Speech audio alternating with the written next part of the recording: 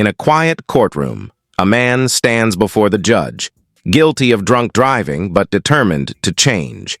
His fate? Not prison, but a second chance through sobriety court. This is the story of accountability, redemption, and a judge who chose hope over punishment. Darren Heimberger. No, not on Zoom. Okay. So, all right. So your client pled to OWI first offense. He referred for a screening and assessment. I'll note that he did not own the motor vehicle, so I did not immobilize it. His license was revoked. We put him through bond conditions. Have you had a chance to review the report with him, and are there any material additions, corrections, or deletions? No additions or corrections requested. I can address court. Sure. I've had the pleasure of knowing Mr. Kish for a number of years, Your Honor. And since this charge has been pending before the court, as I noted earlier, they contacted me right away. They want to address it in a responsible way. At the time we offered the plea, the court indicated it would entertain the prospect of Mr. Kish obtaining formal entry into the Sobriety Court Program.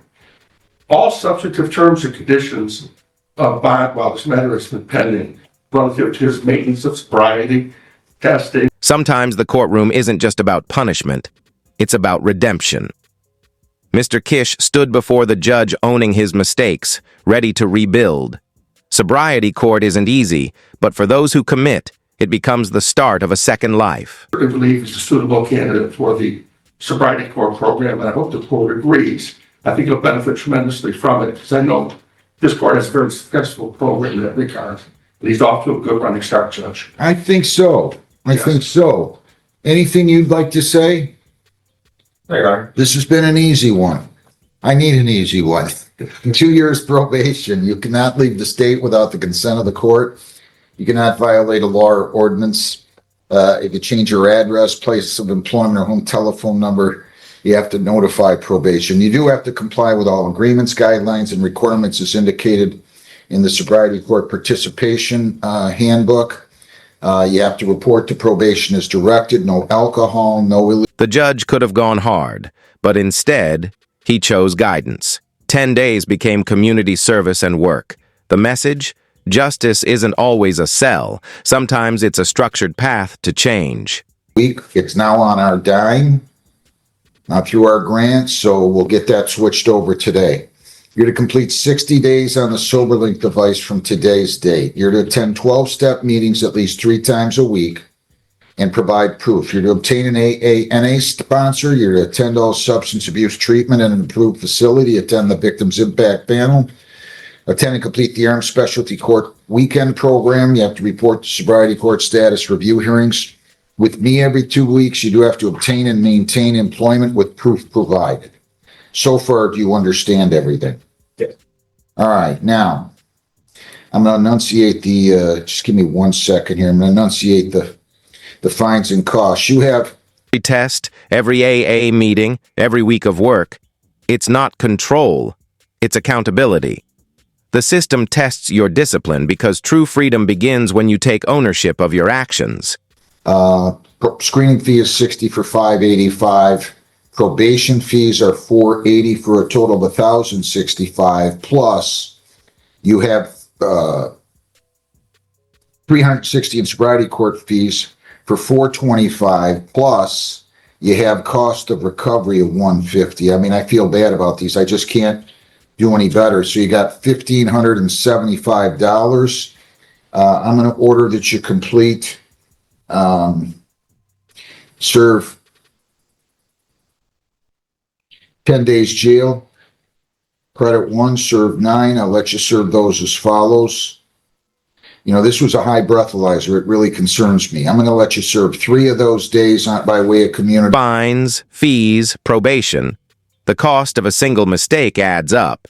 But what's really expensive is losing trust, losing yourself. Pay the money, but earn your life back. I think I'm right. I scribbled it down. Was it 1525 before that, making it 1735 now?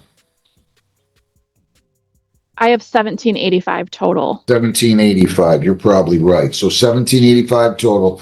I'm going to give you time to serve your community service. I'll give you all the way to January the 15th. If you violate, your probation could be revoked. You could be incarcerated for 93 days. You have 21 days to appeal. You have 14 days to apply for a court-appointed lawyer. I'm glad you made this step. I think it's going to really help you. I really do. You've been easy to deal with. Does he have money he can pay today? I didn't address it this morning, Your Honor. Are you prepared to make even today or tomorrow?